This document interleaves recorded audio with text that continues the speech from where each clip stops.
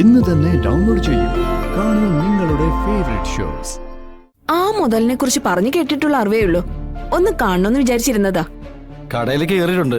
സ്വന്തമായിട്ട് ചായ ഉണ്ടാക്കി കുടിക്കാൻ പോയേക്കുവാ. ആഹാ, അത് കൊള്ളല്ലോ. എവിടെ ചെന്നാലും സ്വന്തം വീട് പോലെ പെരുമാറുന്നവരെ സൂക്ഷിക്കണമെന്നാ പറയാറ്. അത് അങ്ങനെ സൂക്ഷിക്കേണ്ടവരെയല്ലേ? അല്ല, സാധാരണ ആളുകൾക്ക് സ്റ്റെപ്പ് കയറുന്നതാണ് ബുദ്ധിമുട്ട്. അല്ല, മുകളിൽ വേറെ ഫ്ലോർ ഉണ്ടോ? ആ സാർ ഉണ്ട്. സാരിയുടെ ഒക്കെ കളക്ഷൻസാ. അല്ല, സാറിന് എന്താ വേണ്ടേ? എനിക്ക് ഒരു മുണ്ട് വേണം. സാർ അവിടെ ഉള്ളത് വരൂ.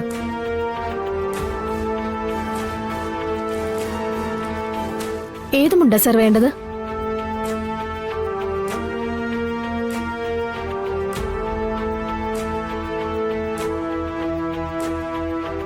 അല്ല, സാരിയുടെ കളക്ഷൻ മുകളിലാണെന്നല്ലേ പറഞ്ഞത്?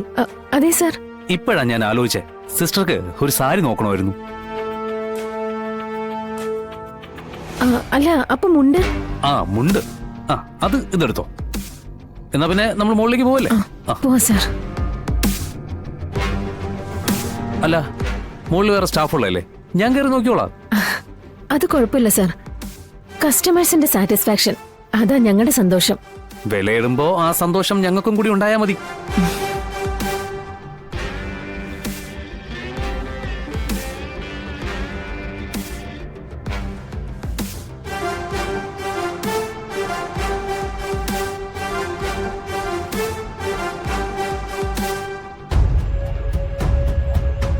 സാർ, സാരിയുടെ സെക്ഷനേ ദാ അവിടെയാ. അല്ല, ചുരിദാറായാലും മതി.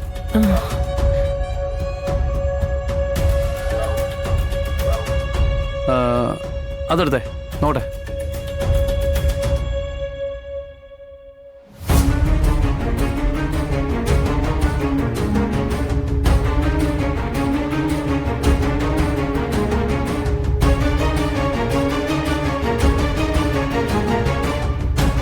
ഇവളെ ഞാൻ എവിടെയോ കണ്ടിട്ടുണ്ടല്ലോ.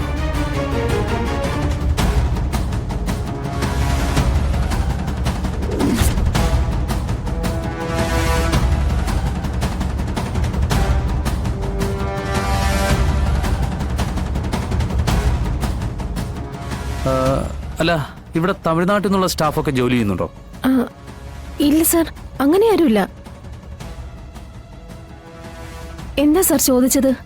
ചുമ്മാ ചോദിച്ചാ. സാധാരണ തുണിക്കടയില് അങ്ങനെ തമിഴ്നാട്ടിലെ സ്റ്റാഫുകളൊക്കെ കാണാറുണ്ട്. കൂലി കുറച്ചു കൊടുത്താൽ മതിയല്ലോ. പക്ഷേ അതൊരു അധിക ചിലവല്ലേ സാർ? താമസം, ഭക്ഷണം, കേരളത്തിലെ സമീപ പ്രദേശങ്ങളിൽ നിന്നാവുമ്പോഴേ അവര് ദിവസവും വീട്ടിൽ പോയി വരുന്നതല്ലേ. അപ്പോ ഡെയിലി വീട്ടിൽ പോയിട്ട് വരാവുന്ന സ്റ്റാഫേ ഇവിടെ ജോലിക്കുള്ളൂ അല്ലേ? ഇതുവരെ. ഇനിയിപ്പോ നാളെ എങ്ങനെയാണെന്ന് പറയാൻ പറ്റില്ല സാർ. അപ്പോ ഇതുവരെ ഇല്ല? ഇല്ല സാർ.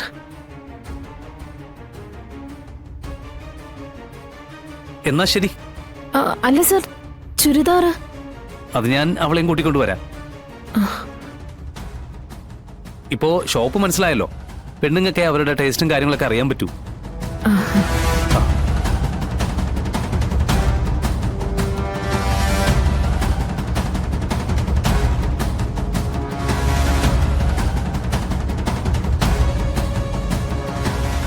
അക്ക, നിന്നെയാള് കണ്ടോ? ഇല്ലെന്താ തോന്നുന്നത്.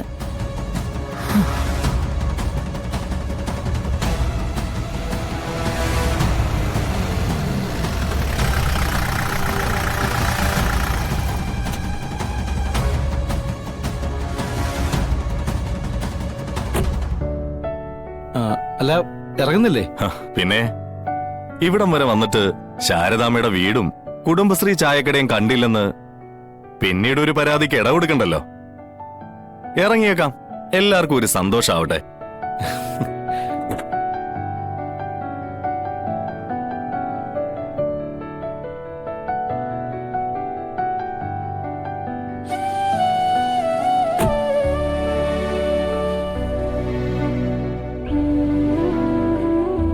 ഹോട്ടല് തന്നെ ആദ്യം കണ്ടേക്കാം. എവിടെയെങ്കിലും കയറി കഴിച്ചിട്ട് കാശും കൊടുത്തിട്ട് പോകുന്നതല്ലാതെ ഇതിനകത്തെ ക്രമീകരണങ്ങൾ എന്താണെന്ന് ഇതുവരെ നോക്കിയിട്ടില്ലല്ലോ. ഇന്നത്തെ ഈ വരവ് ഇതിനു വേണ്ടി തന്നെ ആവട്ടെ. എന്നാ വാ.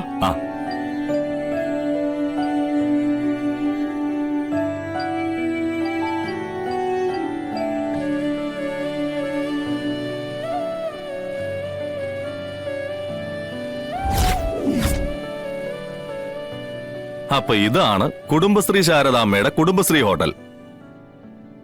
സംഗതി നല്ലൊരു വൈബാ. ഇനി സ്വന്തമായിട്ടൊരു ചായം കൂടി ഇട്ട് കുടിച്ചാ അതിലും വൈബാകും. അതുകൊണ്ട് ഞാൻ ഈ കടയിലൊന്ന് അറിഞ്ഞോണ്ട് അറമാദിക്കാൻ പോവാ. അല്ല താത്തേ,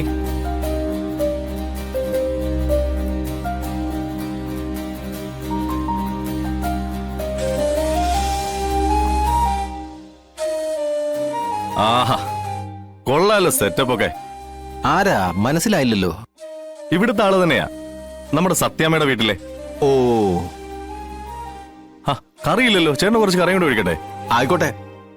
ആ ദാ. ആ, എനിക്കൊരു ചായ വേണം. ആ, പിന്നെന്താ, ഇപ്പൊ റെഡിയാക്കി തരാം.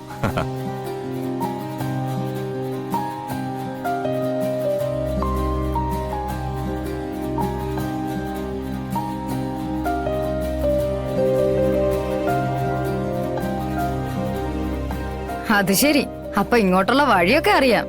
അറിയാതിരിക്കാൻ ഇതെനിക്ക് അന്യ വീടൊന്നും അല്ലല്ലോ. ഓ, അപ്പൊ അങ്ങനെയുള്ള തിരിച്ചറിവൊക്കെ ഉണ്ടല്ലേ? ശാരദാമ്മ പറഞ്ഞിട്ടാ ഞാൻ ഇങ്ങോട്ട് വന്നത്. ആ, അല്ലാതെ സ്വന്തം ഭാര്യയെ കാണണമെന്നുള്ള ആഗ്രഹം കൊണ്ട് വന്നൊന്നും അല്ലല്ലേ? അത് തന്നെ തിരിച്ചും പറയാലോ. എനിക്ക് എന്നെ കാണണമെന്നൊരു ആഗ്രഹം ഉണ്ടെങ്കിൽ ഇതുപോലെ സ്വന്തം വീട്ടിൽ വന്ന് നിൽക്കില്ലല്ലോ.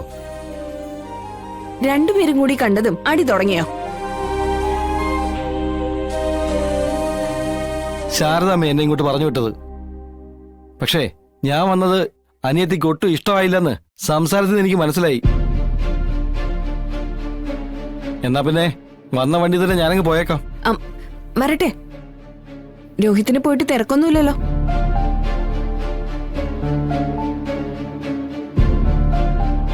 ജീപ്പിലാണോ വന്നേ?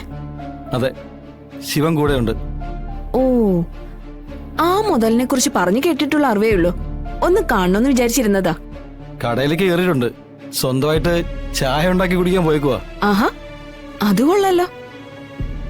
എവിടെ ചെന്നാലും സ്വന്തം വീട് പോലെ പെരുമാറുന്നവരെ സൂക്ഷിക്കണമെന്നാ പറയാറ്. അത് അങ്ങനെ സൂക്ഷിക്കേണ്ടവരല്ലേ. ഇപ്പൊ ശിവനോട് വന്നിരിക്കുന്നതേ നമ്മുടെ ഗസ്റ്റ് ആയിട്ടാ. ആ ഒരു മര്യാദ നമ്മൾ കാണിക്കണം. ഗസ്റ്റിനോട് എന്തായാലും ഞങ്ങളായിട്ടൊന്നും പറയുന്നില്ല. എന്തായാലും അയാളെ ഒന്ന് കാണാലോ, അതിന് വേറെ കുഴപ്പമൊന്നുമില്ലല്ലോ. അതിനിപ്പോ എന്ത് കുഴപ്പം? വാ.